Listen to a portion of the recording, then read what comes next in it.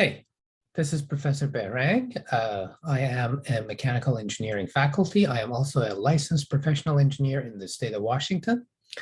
This video is about how to use the Moody chart, how to calculate the friction factor, either using Moody chart or Haaland equation or Colebrook equation, and eventually how to calculate head loss in a major head loss, basically. So make sure you subscribe to this channel, as I'm going to upload more videos in the area of fluid mechanics, heat transfer, and thermodynamics. Now, usually I start my videos with a problem. So we're going to show you a problem. This problem requires calculating head loss in a pipe, right? And then we're going to kind of break it down the step-by-step how to calculate the major head loss in a pipe. And then eventually we're going to go back to the problem and solve it. I'm going to show you how to use the Moody chart to find the friction factor first. And then I'm going to show you how you can calculate Moody, the friction factor without the Moody chart and using either Colebrook equation or Haaland equation. Both of them are pretty accurate anyways. All right, so let's get started. We start with the problem. So let's take a look at the problem first. You can pause the video, read the problem right now, and or I can read it for you. So the problem says there is water, there's this pipe. This is problem 8-32 from the 4th edition of Chengle's book, Chengle's fluid mechanic book. So you can see, this is, 8-32. It says water at 15 Celsius. Okay, that means you can go, the right tables and find, the correct density and viscosity. It made it easy for you. So it already gave you the value of density and viscosity, and their basic science, that's pretty good. And the length of the pipe is given. Okay, that's cool. And we can see it here also, the length of the pipe is given. The diameter is given as 6 centimeters. We can see the diameter here, 6 centimeters. Well, this is centimeters, so if you want to solve this problem, you have to convert it to meters, so to be consistent. And it's a horizontal pipe, and the diameter of the pipe doesn't change. That's very important, that Z doesn't change from point 1 to point 2. Z doesn't change, and let's call this one point 1, and let's call this one point 2. From point 1 to point 2, Z doesn't change. That's important, and the area of the pipe doesn't change either. So the velocity stays constant if the process is steady state, because it's water. Water is incompressible, pretty much.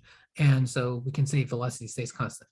The flow rate is given as 10 liters per second. This is not basic SI units. You have to convert that to meters cubed per second.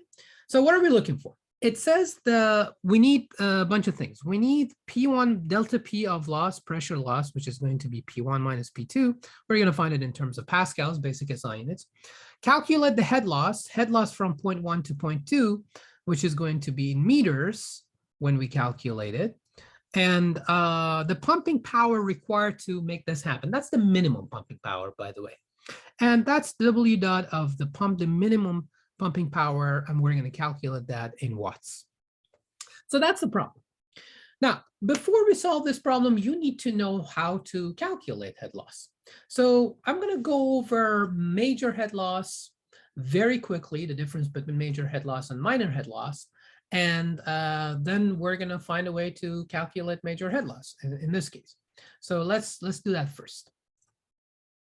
Okay, so there are two types of losses when it comes to head loss in a piping system. When it comes to head loss, we have two types of losses. We have major head loss, right?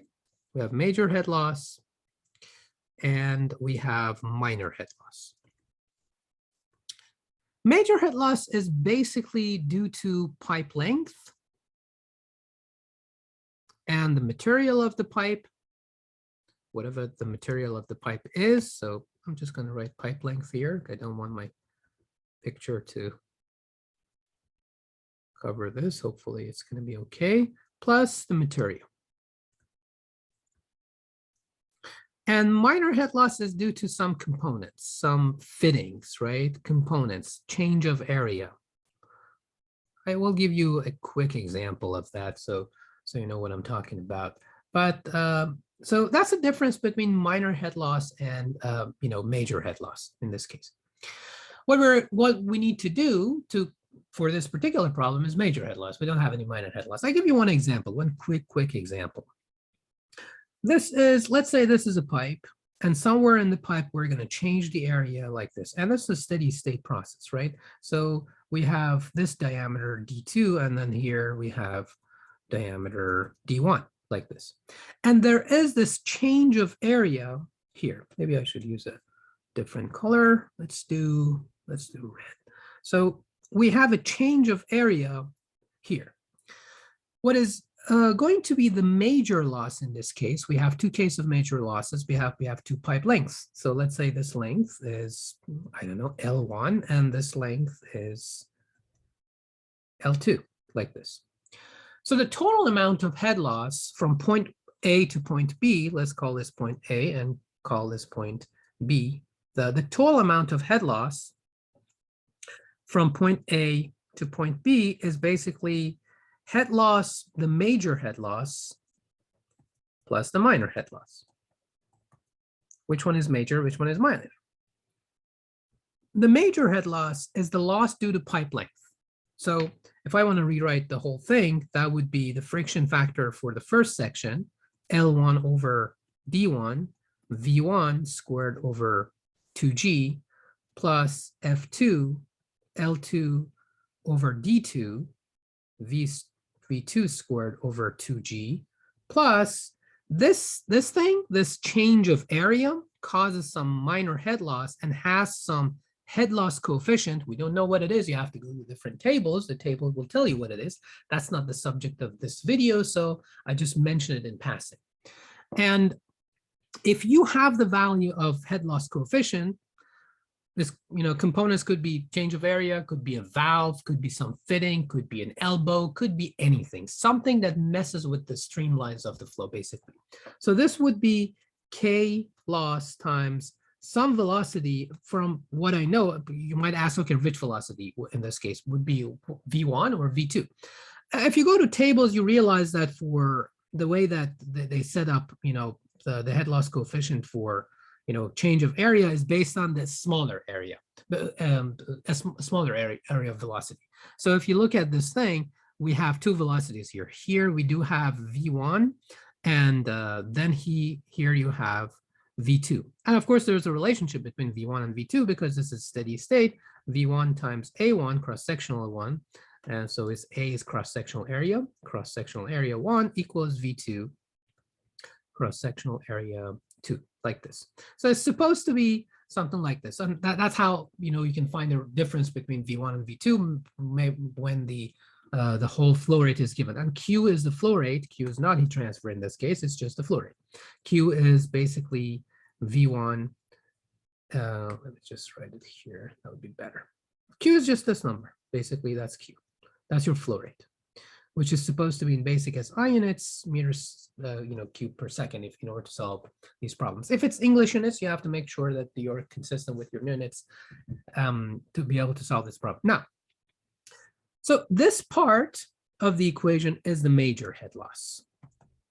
And this part of the equation is called the minor head loss. How do we find minor head loss? You have to go to the right table for it. You can find it in fluid mechanic books. The Chengal book has it.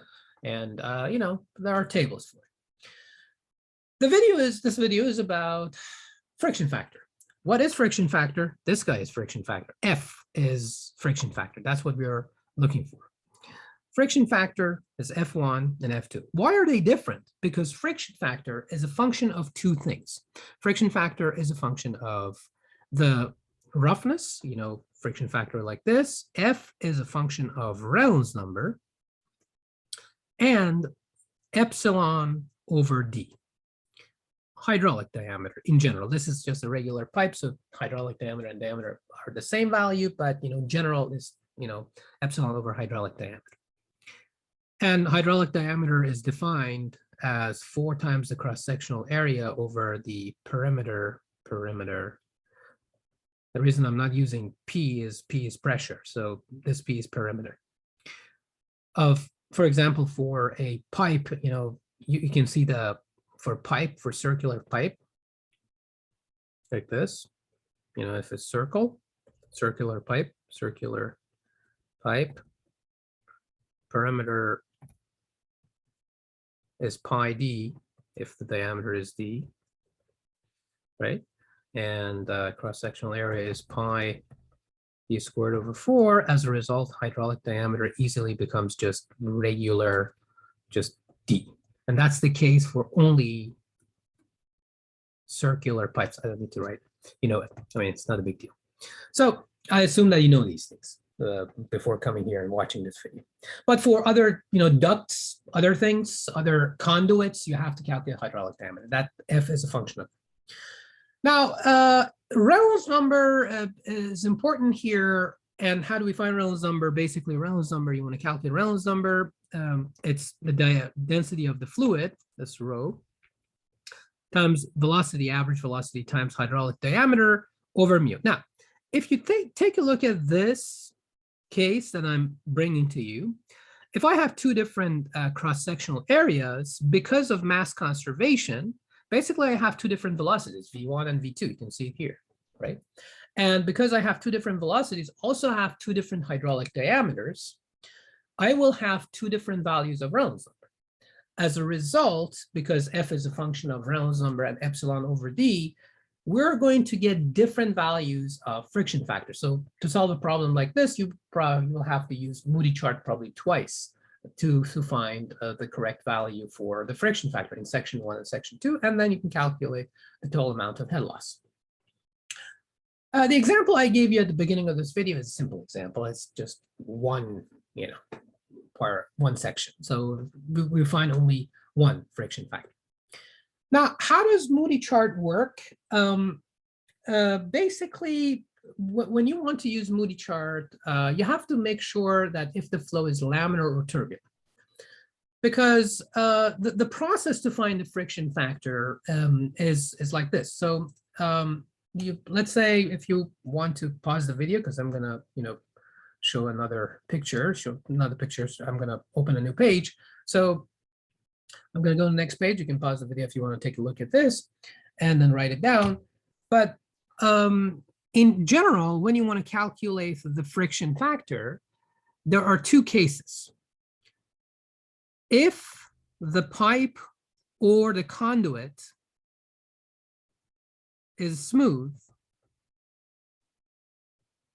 meaning epsilon is 0, the roughness is 0, basically. The unit of epsilon is meters, right? Basic in science. Usually you find it in millimeters, or I don't know, whatever feet or whatever inches or whatever in tables, but you have to convert it to meters in order to solve problems. So basic in science. If that's the case, then you have to do something else. You have to calculate Reynolds number to see if the conduit is smooth, and I'm going to add one more thing, and Reynolds number is less than 2300, then this is laminar, right? It's laminar flow, and if it is laminar flow, basically you have to go to the right tables. There are different equations or for go to right tables. It's not, you don't use the Moody chart. You have to go and find them somewhere else. So I can actually show you where you can find these. They are in every fluid mechanics book, but I'm going to show you anyways, because I guess, this video is about friction factor. So let's just remove the confusion that for laminar flow, you don't use the Moody chart. For turbulent flow, you use the Moody chart. Okay, so this is table 8-1 from Chengel's fluid mechanics book. This is 4th edition. So if you take a look at this, first it says you have to, take a look at this. It says you have to calculate the hydraulic diameter first here. That's important. And then you have to, oh, I am not sharing it, sorry. Now I'm sharing it. So one more time. This is table 8-1 from fluid mechanics book, Chengel, 4th edition, basically. And so when you take a look at this table, this is for the case that you are dealing with laminar flow, by the way. So if the flow is turbulent, you are not going to use this table. That's a common mistake amongst people who take fluid mechanics, as a course. If it is laminar, when do we have laminar flow? There are two conditions. First, the pipe or the conduit, whatever this thing is, it has to be a smooth surface. Second thing, Reynolds has to be less than 2300. So if Reynolds is less than 2300 and it is smooth, basically you go to this table. So this for the case as you're dealing with circular, pipe. And then if there's one equation, 64 over Reynolds number, again, laminar circular pipes. I've seen like students use this equation for turbulent flow. You can't use that for turbulent flow. There's only one case, laminar circular pipe. You can use 64 over Reynolds number. That's only one single case that this equation applies to, right? And if you have other conduits like a duct or something, then there are a bunch of other equations that you can actually use. If there are two parallel plates, eventually A over B, this is A and that's B, becomes infinity, and the friction factor for laminar flow becomes 96 over Reynolds number. Of course, for an elliptical case or a triangular shape, then this is where you go. If you are confident that the epsilon, the roughness is 0 meters, and if you're sure that if the Reynolds number is less than 2300, then you don't deal with Moody chart in that case. You directly go to a table like this and you find the value of friction factor using one of these equations.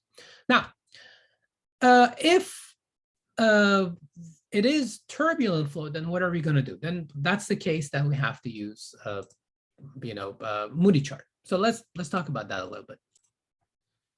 So if it is turbulent flow, what are we going to do? So if the conduit is not smooth,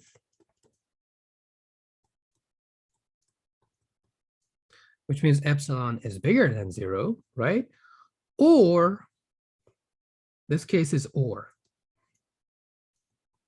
It's either, right? Reynolds is bigger than 2300, then you are dealing with turbulent flow. Turbulent flow, right? And then you have to use the Moody chart or Colebrook equation, Moody chart, or, F, Colebrook equation. F is a function of Reynolds number and epsilon over hydraulic diameter, like this. That's very important. So take a look at this. This one is and. Both of these conditions need to be there to have laminar flow. It has to be smooth, and Reynolds has to be less than 2300. This one is or, either. If it is not smooth, all bets are off. You go for turbulent flow. Even if Reynolds is less than 2300, it is still turbulent flow. That's one common mistake that students make, that they think, oh, I calculate Reynolds number, it's less than 2300. So this is still, laminar flow. Was the pipe smooth or rough? If the pipe is cast iron, no, it's turbulent flow. So you have to go to Moody chart again. That's the important thing you need. So it's either not smooth or Reynolds is bigger than 2300. So it becomes turbulent flow and you have to use the Moody chart. How do we use the Moody chart though? The Moody chart is, it's not that crazy. I'm going to show you the Moody chart, but I'm going to kind of simplify it for you here so you kind of get it. Moody chart is like this. It's a chart like this, that the friction factor is here. And by the way, this is one good, engineering, comment. Friction factor in turbulent flow, in laminar flow, friction factor could be actually a big value. You can find the laminar flow friction factor to be, 16, to be like a big number. Could be, I don't know, 50. Depends on your value of Reynolds number. However, when it comes to turbulent flow, friction factor is always in the order of 0.01, 0.02, 0.03, 0.05. You never find like friction factor of turbulent flow to be 10.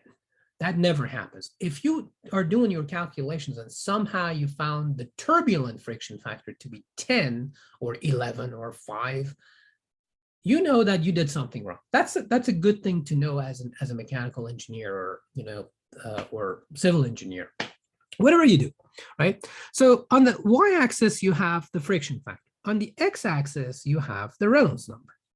And there are a bunch of graphs like this, basically. There are a bunch of graphs like this.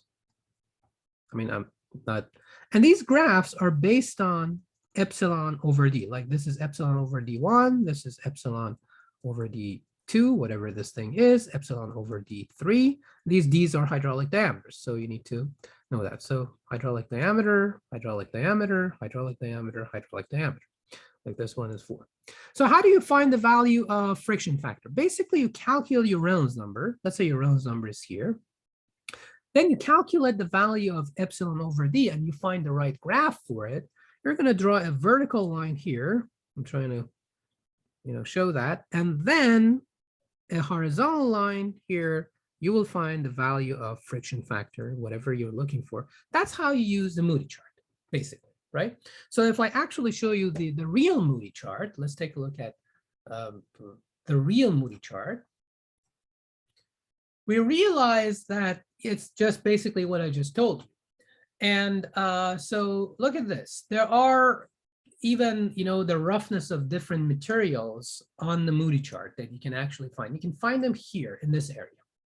This area, you can see, okay, for example, if it's stainless steel, it is like roughness epsilon is like 0.002 millimeters. You have to make sure that to convert this value to meters when you're doing your calculations. If it is, I don't know, glass is, or PVC or plastic, these are like considered smooth pipes. So it is 0. Then for glass, if Reynolds number is less than 2300, it's already a laminar flow, so you don't even need to use Moody chart.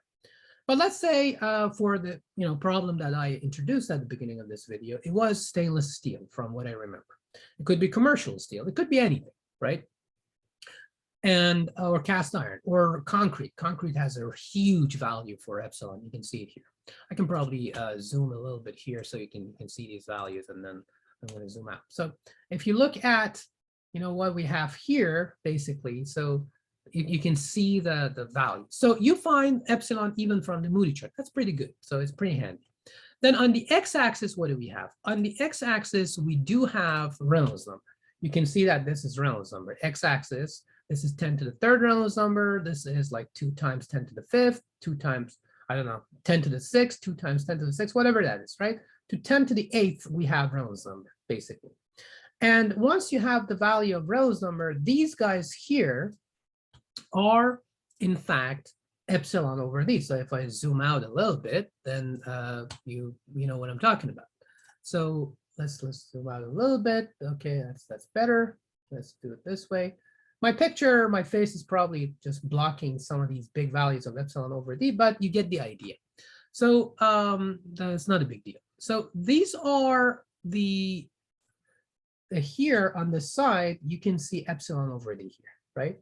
And that's the relative roughness. These are epsilon over d, epsilon over d, epsilon, different values of epsilon over d. And for every epsilon over d, we have a graph, like this one is a graph, right? So this is epsilon over d for 0.00005.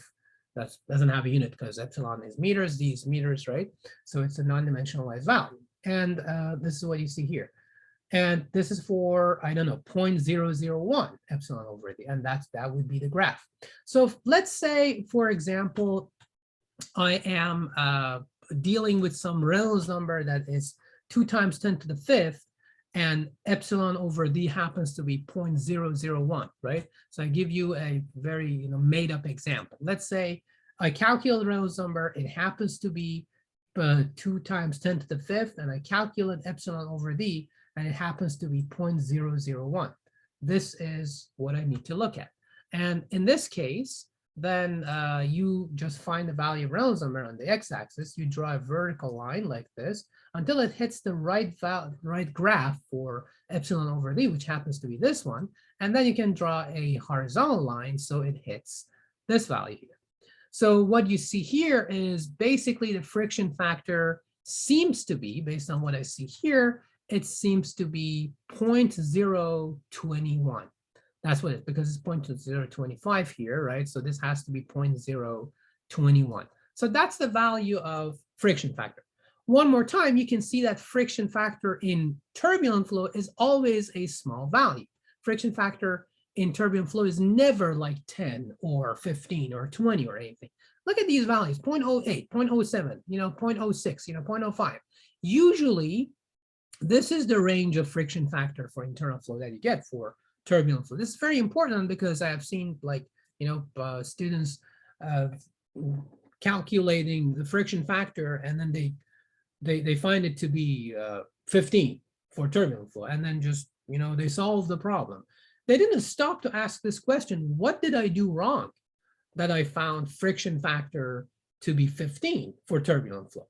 When you get a value like that, you stop right there. You stop right there, check your calculations, and then you do it again. Anyways, okay, so now we know how to find the value of friction factor. There are also two equations that you can use to find friction factor. And I'm going to show you those equations, then we're going to go back to the problem we started with, and we're going to solve it, and that would be it for this video. Okay, so it is possible not to use the Moody chart and find the friction factor when you want to solve this problem. So what do?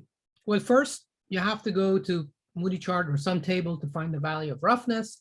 Then you can use two different equations. The first equation, which is pretty much the holy grail of turbulent flow friction factor, that's Colebrook equation. Colebrook equation is a very accurate equation. In fact, Moody chart is generated from Colebrook equation. That's very nice. And so this is the equation. You can find it in, this is chapter 8 of Chengel's fluid mechanics book, 4th edition. And this is Colebrook equation. You can pause this video, write it down, and I'm going to use it in my code to show you how it works.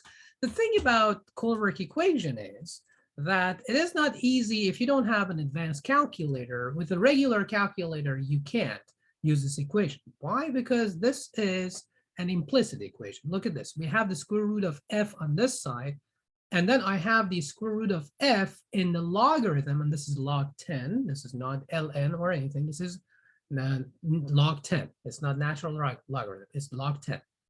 Log 10, and then you have the square root of f inside logarithm, and then here.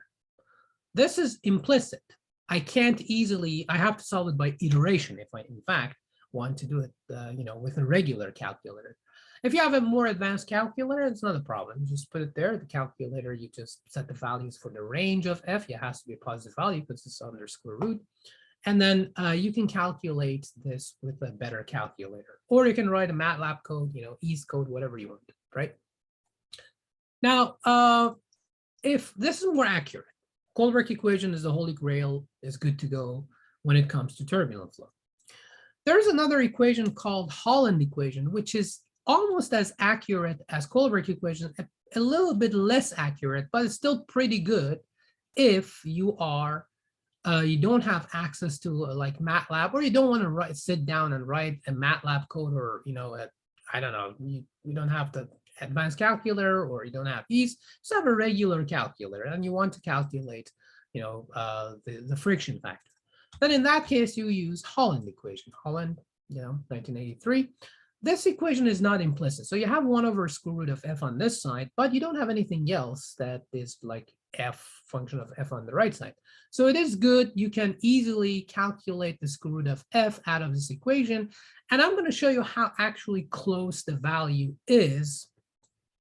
And it's an explicit equation. If this part of the book, you can read it. It's an explicit equation. So easily you can find the value of f, and then you can solve your problem. So by now we're pretty much done. We can go back to the original problem we started with and just find the value of friction factor and solve the problem. So I'm going to go over the equations that you actually need. And basically, that's it. So let's go back to the problem we started with. Okay, so we're back. This is the problem we started with, right? And there are 3 goals. There is the delta P I'm looking for, right? And I'm looking for the head loss, and W dot, the minimum amount of pumping work that I need to make this whole system work with this flow rate that is given. Your first step is to write down, the knowns and unknowns, and pretty much, I wrote everything down. You can write it one more time. I mean, that's not a big deal. So the known values are the density is given. Okay, I know density. I know viscosity. Okay, that's cool. I know the length of the pipe. That is cool. And I know the diameter of the pipe, but make sure that you have to convert this diameter to SI units. That's important. So this diameter needs to be in meters. Keep that in mind. Then the flow rate is given, and the flow rate, I have to convert this to, because it's liters per second, I have to convert it to meters cubed per second. Is there anything else? No, that's it. That's pretty much it. And of course, I know this is a circular pipe. So if the circular pipe hydraulic diameter is basically just a regular D, because it's a circular pipe. So I'm good to go. The next step is you have to see if this is laminar or turbulent. From here, I see it says stainless steel. So right off the bat, I know if it was copper, copper has a very small roughness. In some cases, we can actually deal copper if the rounds is less than 2300 as like smooth, pipe. But it's stainless steel, and of course we're going to calculate Reynolds number. But the intuition is this is going to be a turbulent flow anyways, because we have stainless steel, and I would directly go to Moody chart because stainless steel, it's not a smooth pipe, it's not glass, it's not PVC, it's not plastic, right? So I go for that. So what's my best bet in this case? My best bet is to calculate Reynolds number to see what's going to happen. So Reynolds number is supposed to be rho times average velocity times hydraulic diameter. Hydraulic diameter is regular diameter in this case, over viscosity. I do have everything except velocity. So what am I going to do? I'm going to calculate velocity by just dividing this Q over cross-sectional area. So Q has to be meters cubed per second. I'm just write the units, so make sure that you don't make that mistake. And this has to be meters squared. So make sure that you use the right units. Oh, well, look, we don't have the cross-sectional area. That's not a problem. Cross-sectional area in this case would be just pi times d squared over 4. Make sure, again, d is in meters. So you get the value of cross-sectional area in meters squared. All right, so this way, first you calculate this, then you calculate velocity, and then you calculate Reynolds number. Now you have your Reynolds number. I already calculated Reynolds number for this, and you can do your own thing after you do the conversion. I'm just writing here that you have to convert everything to basic SI units like this. But let's say you already did. I already calculated the value of Reynolds number. Reynolds number happens to be, based on my numbers, it happens to be 1.86, 3 times 10 to the 5th. This is way, way bigger than 2300 anyways. And it is also epsilon is bigger than this. So for sure, this is some turbulent flow. So I have to either use Moody chart or I have to use Colebrook equation or Haaland equation. Okay, cool. And so I got this at least. I got to calculate the value of epsilon over d before I go to Moody chart. So I calculate epsilon over hydraulic diameter. Epsilon over hydraulic diameter, what was the value of epsilon? You have to go to Moody chart to find the value of epsilon. If you go back and look at, I'm going to go to the Moody chart again, so I will show you again. But if you look at the Moody chart for stainless steel, the value of epsilon is seems to be some value like this. I guess epsilon was 0.00 something millimeter. So I guess let's just take a look at it just to make sure that we're not making a mistake. But I'm sure. Here we are with the Moody chart, right? So stainless steel happens to be, I can see it here, that is 0.002 millimeters. So I have to make sure that I got to convert this value to meters, just like that diameter that I converted to meters. That's, again, common mistake. So let's go back there. We go back there, and epsilon happens to be 0.002 times 10 to the negative third meters, and diameter was 6 centimeters, so 6 times 10 to the negative second meters. You calculate this value. Now you can say I have the epsilon over the ratio. The ratio happens to be 3.33 times 10 to the negative 5th. Of course, this doesn't have a unit. So now I know what the value is. Now I have these two. Now that I have these two, I can go to Moody chart. I can go to Moody chart and solve the problem. So let's go to Moody chart with these two values and see what we get for the friction factor. So let's go back to Moody chart. We're back to Moody chart. And it's okay that, probably my face is covering some upper right corner of this graph, because It's not covering the most important information. So what I need to find is Reynolds numbers somewhere around 1.86 times 10 to the fifth.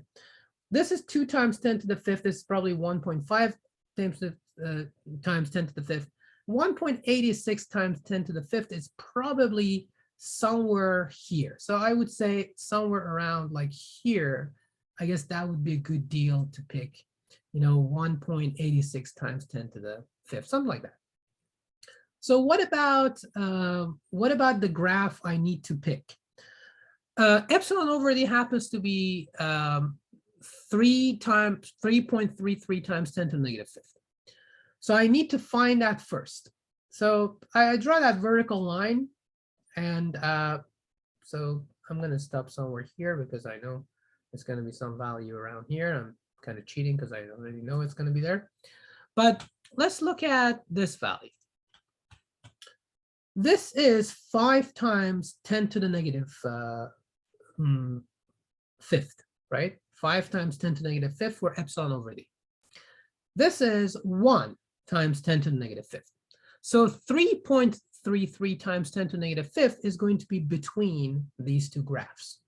Luckily for us, all these graphs are pretty close at this point. So pretty much, I know 3.33 times 10 to the negative fifth is going to be somewhere between these two, which is pretty close. So where I stopped was the good place to stop, right? Now, once I have that, then I can go ahead and draw a horizontal line from this point to find the friction factor, which happens to be, apparently, the value seems to be somewhere around look at this. This is about 0.16. So friction factor seems to be 0.016, doesn't have a unit. Now, that's how you calculate, friction factor. You find friction factor. Now let's go to our solution, write it down, and we should be good to go at this point. So it looks like from the Moody chart, I calculated F to be 0.016. If I have this, I am done. The question is, what does the problem want? The problem wants the delta P loss. It wants the minimum pumping power, and it needs the head loss. My method is first I calculate head loss, and from head loss, I calculate the other two. Although at the beginning, it says first it asks for delta P loss, and then it asks for head loss. Well, first you need to have head loss to calculate delta P loss, so I don't get it. But anyways, so what you need to do in this case, you can write the Bernoulli equation or modified Bernoulli equation. It's not exactly Bernoulli because there's head loss here. Modified Bernoulli equation. From point 1 to point 2, I write the modified Bernoulli equation. That's P1. So if you want to write it down, that would be P1 over rho G plus V1. And of course, you need to use alpha 1 squared over 2G, but because they are the same velocity, they get canceled. Z1 is there. There's no pump between 1 and 2. Pump is supposed to be before 1, by the way. And so pretty much, I guess we're good to go. And then that would be P2 over rho G plus alpha 2, kinetic energy correction factor, squared over 2G plus Z2 plus the value of head loss between 1 and 2, right? Head loss between 1 and 2, like this. Because, V1 is V2, and this is steady state, and alpha 1 has to be alpha 2. We didn't mess with the flow. So these two get canceled. They are the same values. Z1 and Z2 are the same. As a result, you can simplify this equation. P1 minus P2, you can simplify the equation. I don't have to do it here. You can do it yourself. P1 minus P2, which is the value of delta P loss, happens to be rho G head loss, because head loss between 1 and 2, like this. Why? Because, there is no change in elevation and there is no change in velocity. That's the only case. That's a good way to remember this, that when the area doesn't change, the velocity stays the same. And when Z doesn't change, delta P loss is easily, and there's no pump in between, you know, if there's a pump between 1 and 2, then you have to apply that, but there's no pump between 1 and 2. The pump is supposed to be before 1, right? So in that case, easily rho g times head loss is delta P loss between 1 and 2. There's a very specific case though. Velocity shouldn't change, z shouldn't change, and there shouldn't be any pumps between 1 and 2. It's just a regular horizontal line steady state, right? So, okay, if that's our question, I first have to calculate head loss. And then if I have head loss, I have delta P loss. So this way I calculate my delta P loss. What about the other terms? What about the, like the pumping power? Even for the pumping power, so because it's the minimum pumping power, the method would be, so this was 0.1 and this was 0.2, if you remember, right? So the flow goes from 1 to 2. The pump is supposed to be exactly right before, if I show it correctly, that would be pump. Right before. I can even call this point before pump 0.3 like this, and this would be the flow. So we're going to put in some pumping power into this, you know, and pumping power is the power that the, you know, the pump is pulling into the fluid, and then you get, you know, the flow going. So when it says minimum pumping power, it means I just want to get the flow going. I don't want to add just to balance this pressure loss, basically, which means for the minimum pumping power, if you are looking for minimum pumping power, for minimum, P2 has to be P3, which means you just give it enough power to balance that, to overcome that pressure loss. So P2 eventually becomes the pressure before the pump, just enough. I'm not looking to any pressure increase. So the final pressure, let it be the same pressure before the pump, but at least I get like 10 liters per second flow going into this pipe. So I overcame that pressure loss. That's the minimum pumping power. So if that's the minimum pumping power, again, you can apply the energy equation. You can apply the energy equation this time between 3 and 2. So between this point and this point. And then that would be P3 over rho g plus V3, let's say alpha 3, V3 squared over 2G plus Z3. Now I have a pump, that's the H of the pump, equals P2 over rho G plus alpha 2 V2 squared over 2G plus Z2 plus head loss between 1 and 2. Because, you know, or head loss between 3 and 2 in this case. What head loss between 3 and 2 is head loss between 1 and 2 because 3 was exactly right at the pump inlet. So that's why it's the same head loss from 0.3 to 0.2 is the same head loss. So because these two are the same and velocities are the same because of mass conservation and no change in area, and pressures are the same because I am trying to get the minimum pumping power, simply in this case, the pump head basically becomes that head loss that I'm looking for. So as a result, if that's the case, I am going to have the value, I'm going to write it here. Maybe I can make this a little smaller, so make some room. Let's do that. So as a result, the pumping power, the minimum pumping power I'm looking for, minimum pumping power, would be m dot times g times head loss from 1 to 2. In other words, it's basically delta P loss. You can do the calculation yourself and see if this is the case for when the area doesn't change and z doesn't change. When the area doesn't change and z doesn't change, if you multiply delta P loss by Q by the flow rate, then basically that's the minimum pumping power. So I calculate it using either this equation or this equation. Why am I using this equation? Because the pump had happened to be, you know, the head loss. I am assuming that you already know how pumps work, right? So you know how to, you know, add the pump head to the energy equation and everything. So it looks like everything is good to go. Looks like, in fact, to solve this problem, you need to calculate head loss first, and then you can calculate the other two, you know, based on this analysis.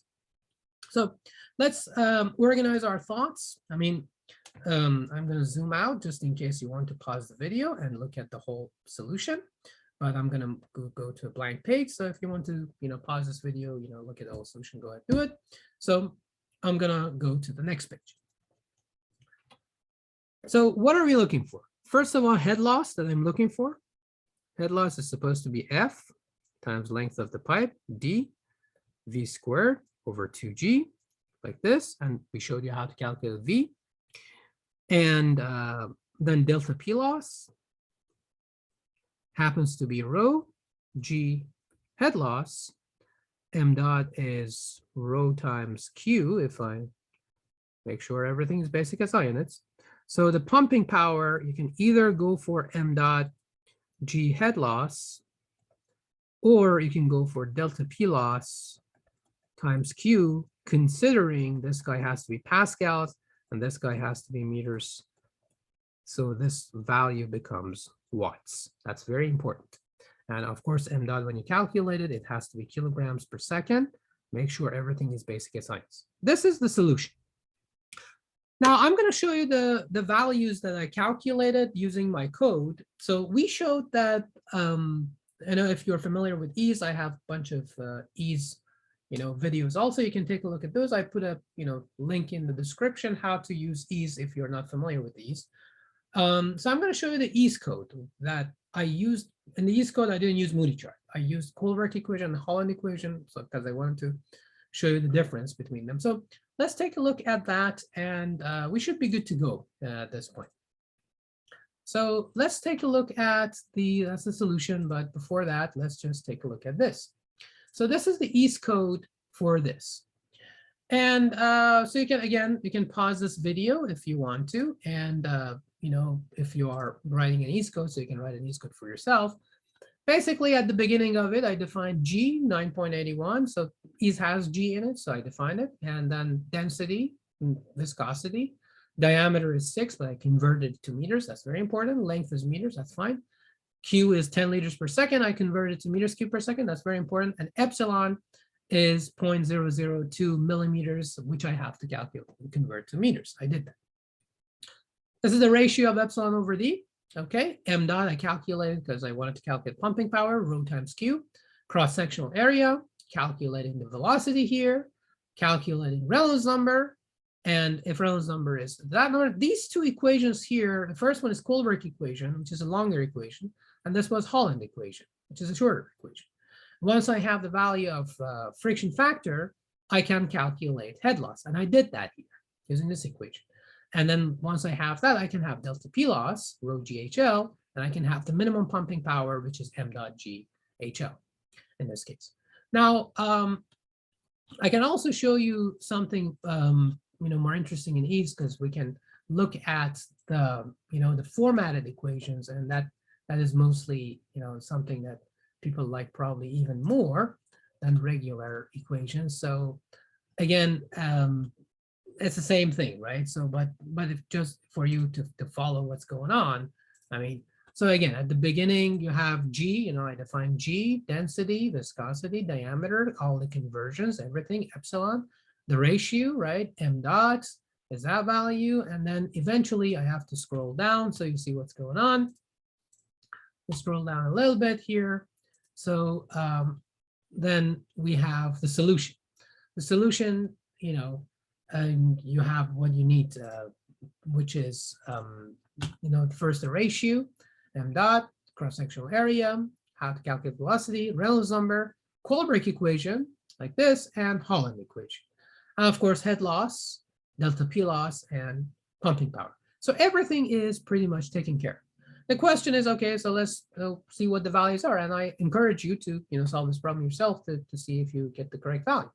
So if I run it, this way, you should be able to see all the solution. So if I run it, you see the whole solution.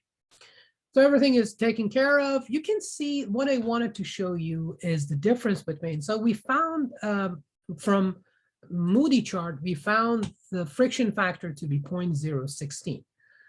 The Colebrook equation, which is the most accurate way to find it, gives us 0.016. That's pretty good. Look at Haaland equation. Haaland equation got us a very close value without dealing with a an implicit equation. This is an explicit equation and gave us a pretty good value, pretty close to 0.016. That's good. That's good. And of course, at the end of it, I calculated head loss using the equation I showed you, calculate delta P loss. It has to be Pascal. And eventually, delta P loss times Q gives you W dot minimum pumping power, which is 500 watts. So this was the example, one of the problems in chapter 8 of the fluid mechanics book, Jingle's Fluid Mechanics, 4th edition. This is problem 8-32, basically. So I had to, solve the problem so you see how it's done for Moody Chart.